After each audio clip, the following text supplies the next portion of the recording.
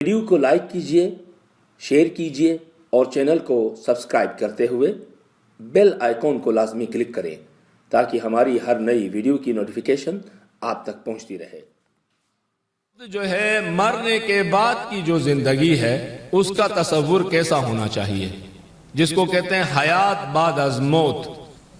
हत्ता आप यकीन करें कि ये इतना अहम मौजू है कि इस मौजू के ऊपर मुख्तलिफ जो है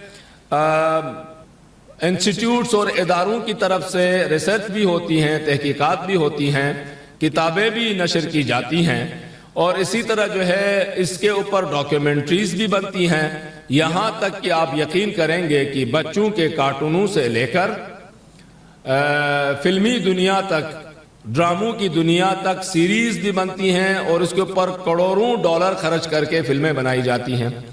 और इसका मौजू ये होता है कि इंसानी हयात मरने के बाद है या नहीं है। जाहिर है वो अपने अपने जो नज़रियात हैं उसके एतबार से इस मसाइल को छेड़ा जाता है, डिस्कस किया जाता है। कुरान मजीद में जाते हैं तो हम इंसानों को जो ताकीद की गई है एक नुक्ते की तरफ, और हम अफसोस ये है कि हम में से अक्सर लोग इसकी तरफ मुतवज्जे नहीं होते हैं। ये हमारा मसला है, आजकल सोसाइटी का एक बड़ा मसला यही है।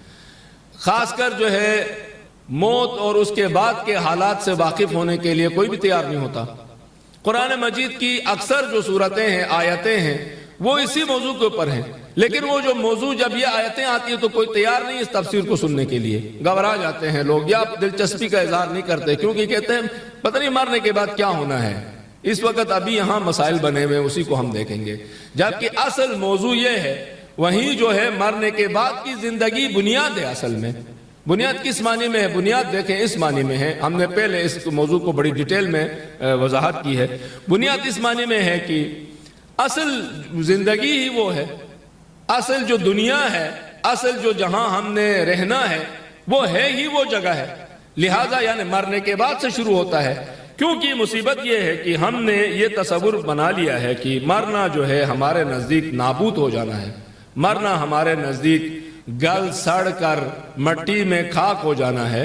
कि बहुत से मुल्कों में अब ये कवानीन बनाए गए हैं कि अगर आज से 15-20 साल पहले कब्रिस्तान में एक मैयत दफन हो गई थी तो 20 साल के बाद, क्योंकि अक्सर यूरोपीय ममालिक छोटे छोटे हैं, जोग्राफिया के एतबार से जगह नहीं होती है, तो कहते हैं जी 20 साल 25 साल के बाद हम उस कब्र को खोदेंगे, उसमें नया मुर्दा दफन करेंगे, नया कोई बंदा मर गया है तो दफन करेंगे। अब फर्ज करते हैं कि वो जो जिसको वहां दफन किया गया था 25 साल पहले, 30 साल पहले, उसके वारिसीन मौजूद हैं, लवाहतीन मौजूद हैं, क्योंकि उन्होंने उस वक्त उस कब्र के पैसे दिए थे या बहरहाल वो कब्र उनके नाम पे अलर्ट हो गई थी, तो वो अपने ही किसी वारिस को वहां पर दफन कर सकते हैं, रिश्तेदार को, या वो कब्र अपने नाम पे कर सकते हैं। और मैं जानता हूं खासकर जो है ये स्विट्जरलैंड वगैरह और इस तरह के मुल्कों में बहुत से लोगों ने अपने अजीजों की पुरानी कब्रें अपने नाम लिखवाई हैं, क्योंकि बलाखरा न लिखवाएं तो उस कब्र में किसी को दफन करेंगे वो लाकर। यानी वो कहते हैं जी देखो 25 साल हो गया, गल सड़ कर लाश खत्म हो गई है, अगर खत्म नहीं हो गई तो हम ऊपर से केमिकल फेंक के खत्म कर देंगे। और जिंदगी का तस्वुर भी यही है, 25 साल के बाद इंसान गल सड़कर जिस्म खत्म हो गया, मट्टी में मिल गया और कोई चीज बाकी रही नहीं।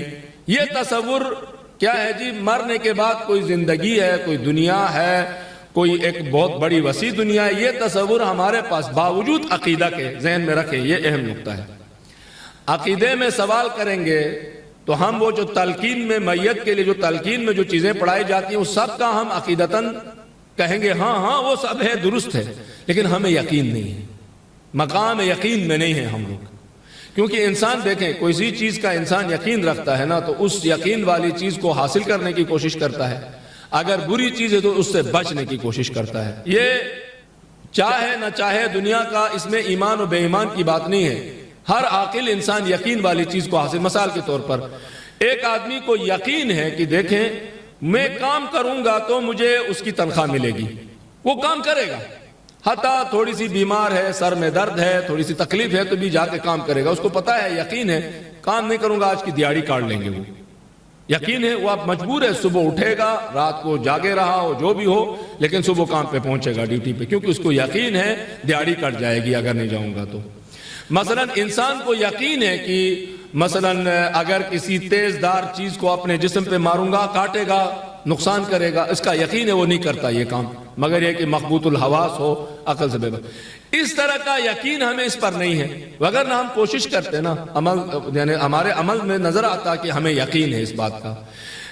قرآن مجید اور ثقلین و عصمت و طہارت ہمیں یہ سمجھانے کی کوشش کرتے ہیں کہ دیکھیں موت جو ہے نا نابودی نہیں ہے، ایک تو ذہن میں یہ رکھو، ذہن سے نکالو موت کا مطلب نابود ہونا، یہ دماغ میں مت رکھو۔ ایک موت کا مطلب گل سڑ کر ختم ہو جانا نہیں ہے، یہ بھی ذہن میں رکھو۔ یہ جسم ہے، گل سڑ جاتا ہے، ٹھیک ہے، قبر میں جاتا ہے، گل سڑتا ہے، 25 سال کے بعد اس کو ہڈیوں کو نکال کے پھینکے دوسرے مردے کو وہاں دفن کرتے ہو، یہ تمہارا جسم تھا۔ انسان جسم نہیں ہے، انسان جس کو کہتے ہیں نا اس میں انسانیت نہیں ہے، مطلب کیا؟ اس کا جسم لمبا چوڑا نہیں ہے، اس کا جسم ہٹا کٹا نہیں ہے، یہ مراد ہے انسانیت نہ ہونا۔ انسانیت وہ اندر موجود صفات کا نام ہے، یہ زندہ رہتی ہے، مرتی نہیں ہے، یہ صفات ہے کہ نہیں؟ قرآن مجید کہتا ہے دیکھو بھائی آپ ہمیشہ اس طرح زندگی گزارو، یہ دنیا کی زندگی، کہ اس کے بعد ایک بڑی زندگی ہے، یہ آغاز ہے اس کا، اس کے بعد ایک لمبی زندگی ہے، یعنی حیات بعد از موت، ایک جس کو کہتے ہیں لائف آفٹر ڈیتھ۔ اگر آپ گوگل ہی کریں نا اس کے اوپر لکھیں ڈاکیومنٹریز، موویز، ڈراما، سیریل وغیرہ وغیرہ اباؤٹ یعنی on the topic of life after death, اتنی لمبی فہرست ملے گی کہ وہ فہرست پڑھتے پڑھتے آپ تھک جائیں گے، اتنی موضوعات، کیونکہ سائنسدان اپنے حساب سے پھر آخر میں نتیجہ کیا نکالا ہے، غور کیجئے، یہی چیز ہمارے اندر آئی ہے، وہ یہ ہے کہ کہتے ہیں دیکھو بھائی مرنے کے بعد کی زندگی کا جو ہے نا تصور واضح نہیں ہے، یہ کہتے ہیں یہی چیز ہمارے ذہن میں آ گئی ہے، کوئی واضح نہیں ہے، جو کچھ زندگی ہے وہ ادھری ہے، یعنی جو کچھ زندگی ہے وہ ادھری ہے کا مطلب کیا ہے؟ پھر ادھری کی زندگی کو حاصل کرنے کے لیے، اس میں آسائش کو، آرام کو، سکون کو حاصل کرنے کے لیے سر توڑ کوشش کرو، حتیٰ کہ جائز کیا ہوتا ہے، ناجائز کیا ہوتا ہے، حرام کیا ہوتا ہے، حلال کیا ہوتا ہے، چھوڑو یہ باتیں پرانی ہو گئیں، جیسا بھی ہے یہاں کی اچھی زندگی کے پیچھے پڑے رہو۔ قرآن مجید کہتا ہے نمبر 1، دیکھو ایک بات ذہن میں رکھو، کل نفس ذائقۃ الموت، یہ صحیح ہے کہ ہر انسان نے مرنا ہے، یعنی اس طرف جانا ہے، حیات ابدی کا سفر شروع کرنا ہے، ہر انسان نے راجعون کرنا ہے، یہ بات حقیقت ہے، یہ ذہن میں ڈالو، یہ تو اس میں شک، نبی بھی نہیں بچے گا اس میں، امام بھی، معصوم بھی، فرشتے بھی، ملائکہ بھی، جبریل امین بھی، سب نے ذائقۃ الموت۔ کل نفس مطلب کل نفس، نفس کے اندر یہ سارے کے سارے شمار ہوتے ہیں، ہر زیرو، ہر چیز نے موت کا مزہ چکھنا ہے، یا ہر چیز موت کا مزہ چکھے گی۔ خوب چکھنے والی چیزیں، انسان کیونکہ اشرف مخلوقات ہے، اور پہلے میں نے اس کی کئی بار تشریح کی ہے، اشارہ کر کے نکلتے ہیں، گہرائی میں نہیں جاتے، فرمایا کہ نفس موت کا ذائقہ چکھے گی، ایک موت آ کر نفس کو چکھ لے گی یا چکھ لے گی نہیں، یہ ترجمہ نہیں ہے، کل نفس، ہر نفس، ذائقہ چکھے گی، کس چیز کو چکھے گی؟ موت کو۔ خوب ہم چکھتے ہیں کسی چیز کو تو چیز ہمیں چکھتی ہے یا ہم چیز کو چکھتے ہیں؟ مثلا سالن بنا رہا تھا، نمک ہے کہ نہیں ہے، مرچیں تیز تو نہیں ہو گئی، نمک برابر ہے کہ نہیں ہے، میں سالن کو چکھتا ہوں یا سالن مجھے چکھتا ہے؟ میں چکھتا ہوں نا، ہم چکھتے ہیں نا، شربت کو ہم چکھتے ہیں، کڑوا کھٹا ہم چکھتے ہیں۔ خوب ہم چکھتے ہیں تو اس چیز کو ہم کھاتے ہیں یا وہ چیز ہمیں کھاتی ہے؟ اچھا، وہ چیز ختم ہو جاتی ہے ہمارے کھانے سے یا ہمیں کھا کے وہ ختم کرتی ہے؟ واضح ہے؟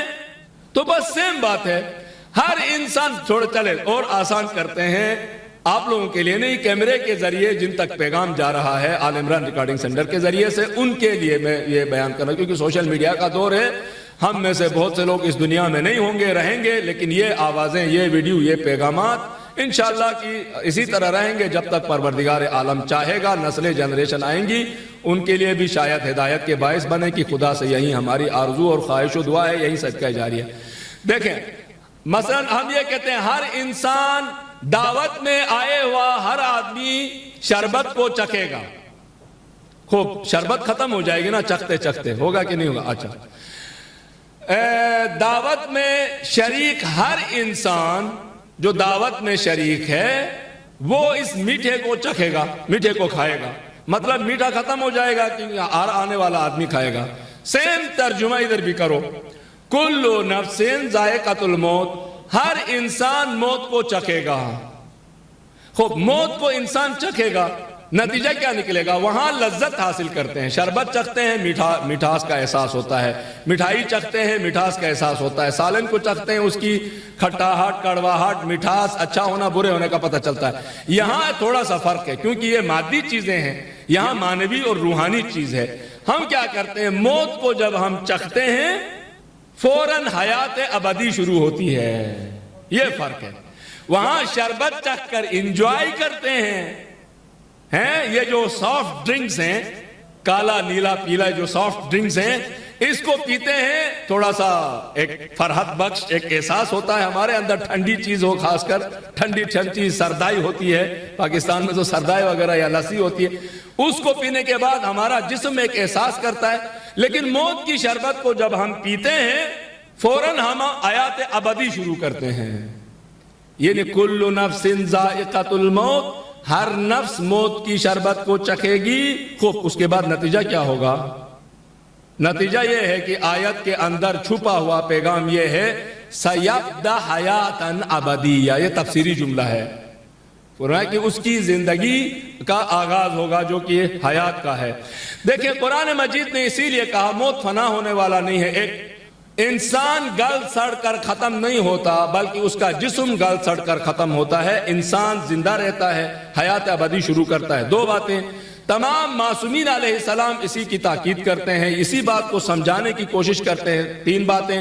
اب پھر مطلوب کیا ہے؟ مطلوب یہ ہے کہ اس دنیا میں زندگی اس طرح جیو جو آپ 70 80 90 سال زندگی جیتے ہو, اس طرح انداز میں جیو. یہاں پر زندگی کا طریقہ کار یعنی لائف اسٹائل جس کو کہتے ہیں, البتہ لائف اسٹائل کے اور بھی معنی ہیں. یہ جو فیشن شوز ہوتے ہیں ان کے لیے بھی لفظ استعمال ہوتا ہے, لہذا مشترکہ الفاظ کی وجہ سے کنفیوز نہ ہو جائے.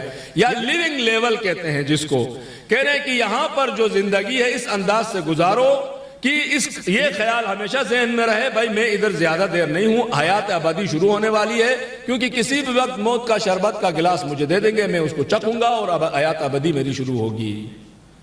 اس انداز سے اب غور کیجئے, یہ انسان کا اگر نقطہ نظر ہو زندگی کے بارے میں, تصور ہو, لائف اسٹائل ایسا ہو, لیونگ لیول اس طرح کا ہو, وہ زندگی اس انداز میں گزارے گا, آپ یقین کریں اس دنیا کی بڑی سے بڑی مشکل اس کے سامنے چھوٹی ہو جائے گی, بڑی سے بڑی خوشی میں شکر خدا زیادہ بجا لائے گا, زیادہ اس طرف توجہ کرے گا.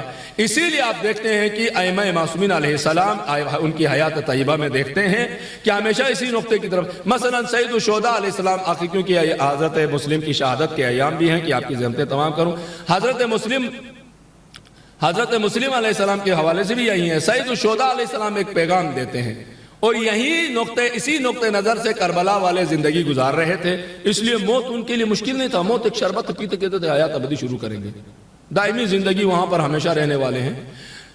وہاں پر فرماتے ہیں صبرن یا بنی الکرام, یہ اب آخری وقت ہے, کوئی بھی انصار و عوان میں سے نہیں بچا ہے. بہت سارے خطبے دیے حضرت نے, بہت سارے جملے ارشاد فرمائے, کبھی دشمن کو مخاطب ہوتے تھے, کبھی دوستوں سے مخاطب ہوتے تھے, کبھی خیمے میں بیٹھی خواتین عصمت و طہارت اور چوتھے امام کو مخاطب کرتے تھے, کبھی پورے دنیا میں آنے والے انسانوں کو مخاطب کرتے تھے. کئی جملے کہے ہیں سید الشہداء علیہ السلام نے, امام حسین علیہ السلام نے, کہ وہاں پر فرماتے ہیں کیونکہ خیمے میں اب خواتین ہیں تو لہذا گھبراہٹ ہوگی, اس طرح کے مسائل ہوں گے, آواز دیتے ہیں صبرن یا بنی الکرام, اے کریموں کی اولادو, او کریموں کے قبیلے والو, او اہل کرامت والو, صبر سے کام لینا. وَمَا الْمَوْتُ إِلَّا قَنْطَرَةٌ, یہ جو موت ہے نا یہ صرف ایک چھوٹا سا پل ہے, اس کو آپ نے ایک چھلانگ مار کے اس طرف جانا ہے.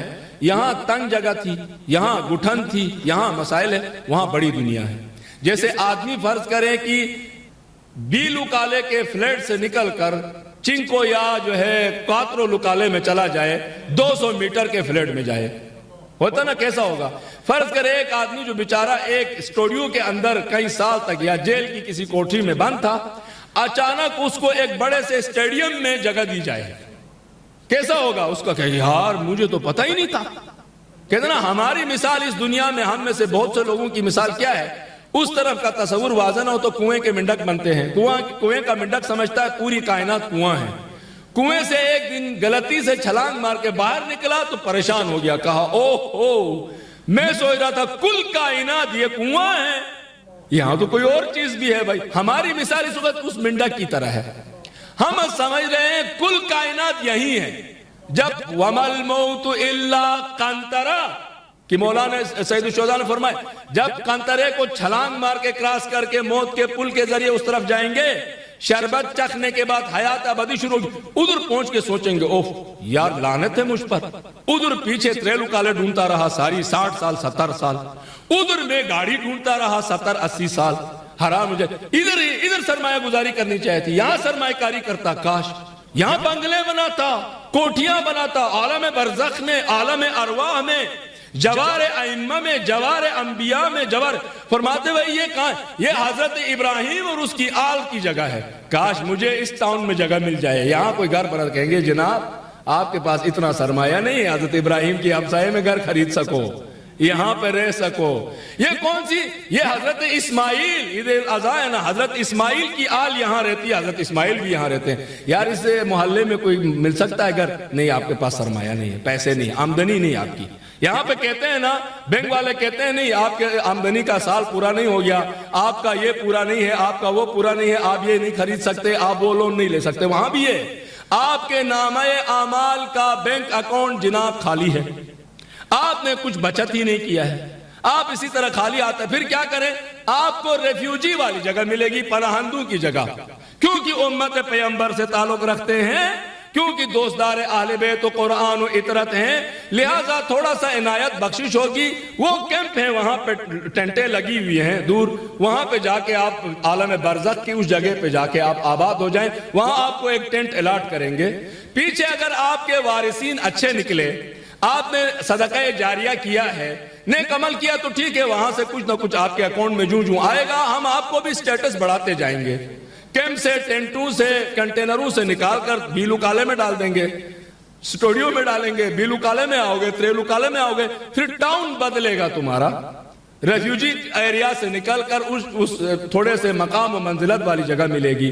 جوار ائمہ ہر کسی کو ملے, اس کے لیے بینک اکاؤنٹ میں کچھ ہونا چاہیے. اس تصور سے خلاصہ ختم کرتے ہیں. آپ آلریڈی آج جو ہے 4 خطبے ہونے جا رہے ہیں, تو آلریڈی ماشاءاللہ سے آپ لوگوں نے عید کی نماز میں بھی شرکت کی ہے. خلاصہ کلام کیا نکلتا ہے, دیکھو دنیا میں اس طرح زندگی گزارو کہ اپنی عاقبت کو, یعنی دائمی زندگی کو خراب مت کرو.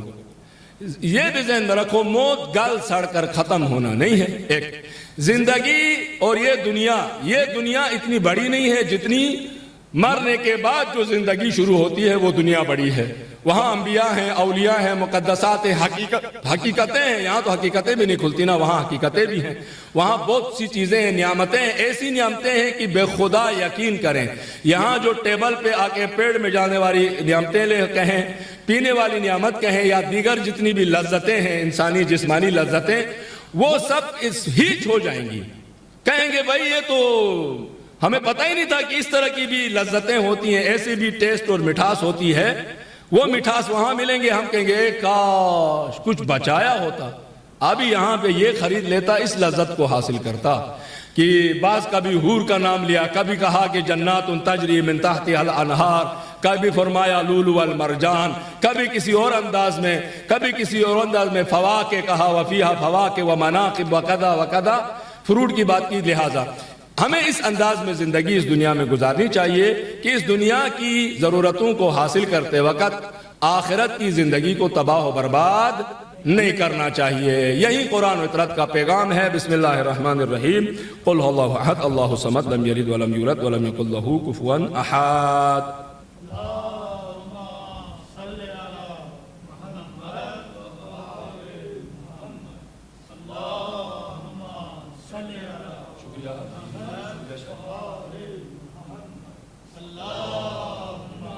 صلی علی محمد وآل محمد وعجل فرجهم. اعوذ باللہ من الشیطان الرجیم. بسم اللہ الرحمن الرحیم. وبه نستعین.